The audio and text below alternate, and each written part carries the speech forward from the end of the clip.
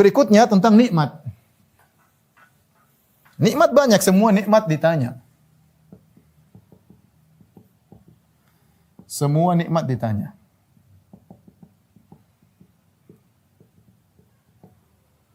Tsumma latus'alunna yauma idzin 'anin na'im.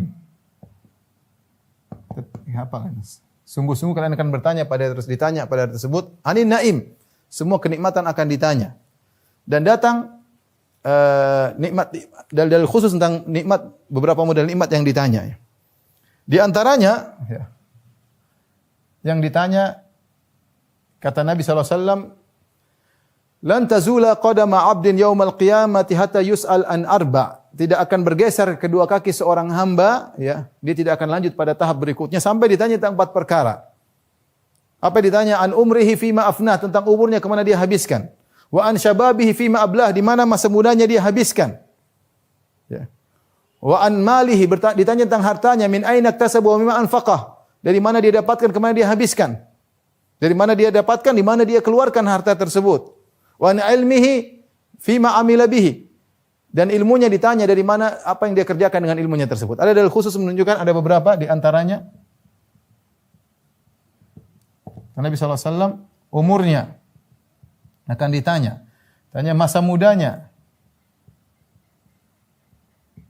Kemudian hartanya. Kemudian ilmunya. Hartanya ditanya tentang 2. Dari mana dapatkan? Dari mana? Halal atau tidak? Dikemanakan?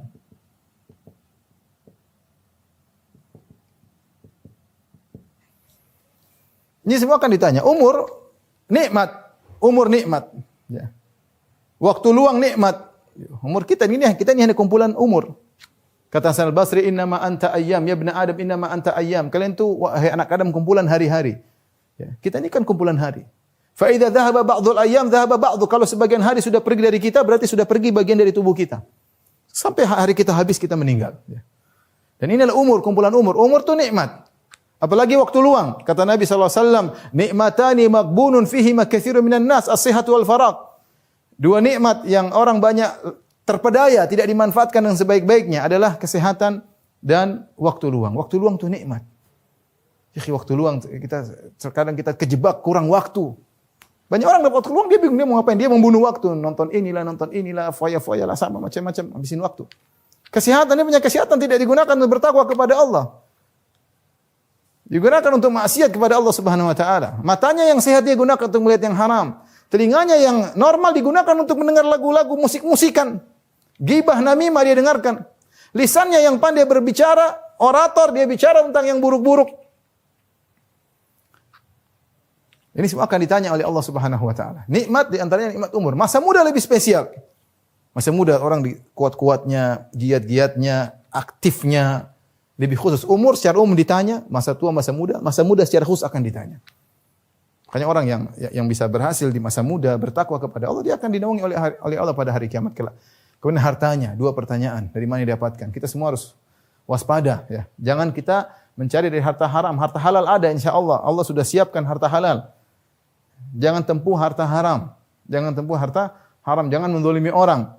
Dari mana kau dapatkan? Dikemanakan. Ya, hati-hati orang punya duit banyak, dikemanakan. Kalau harta saya halal, ya kau kemanakan hartamu?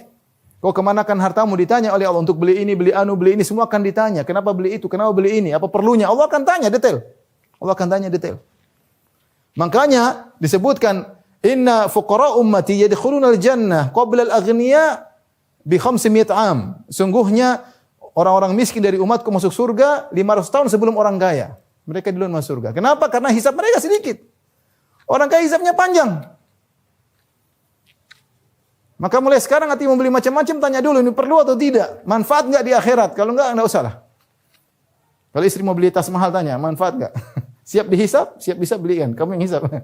Dihisab nanti hari kiamat. Perlu enggak? Kalau perlu beli enggak apa-apa. Kalau enggak perlu, yang penting siap ditanya oleh Allah pada hari kiamat kelak. Saya punya kawan saya hajian sama dia punya jam mahal, ratusan juta. Jadi Masya Allah. Siap dihisab? Kata dia, siap Ustaz. Sudah, kalau siap dihisab enggak ada masalah. Yang penting kita siap dihisab. Karena hati kita katanya, dari mana kau dapatkan, kemana kau habiskan. Dua pertanyaan. Banyak orang binasa pada pertanyaan pertama dan lebih banyak lagi binasa pada pertanyaan kedua. Tidak sembarang kita habiskan. Ini semua titipan dari Allah Subhanahu wa taala. Ilmu ini juga repot. Para ustadz, para dai, ya. Ya, para dokter juga punya ilmu. Dikemanakan ilmunya? Dari mana sudah amalkan enggak ilmu? Apakah ilmu kita cuma kumpulkan untuk kawasan, sekedar mengetahui, untuk komentar, untuk ini? Enggak, ilmu untuk kita amalkan. Ilmu dipuji oleh Allah, dipuji oleh syariat karena diamalkan. Adapun ilmu yang tidak membuahkan hasil, maka dicela.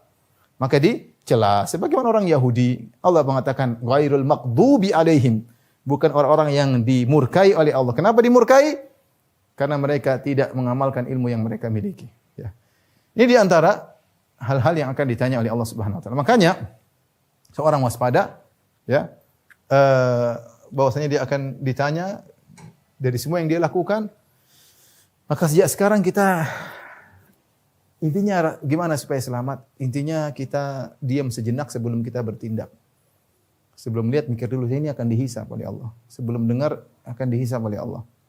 Ya, sebelum ngomong, pikir dulu, ini manfaat atau tidak. Sebelum komentar, mikir dulu. Jangan asal komentar. Ada orang hobinya komentar aja. Ada yang ceplas-ceplas ngomong aja. Orang lihat banyak, viewersnya banyak, ngomong aja, subhanallah. Semua tercatat, nggak ada yang luput. Nanti hisabnya panjang.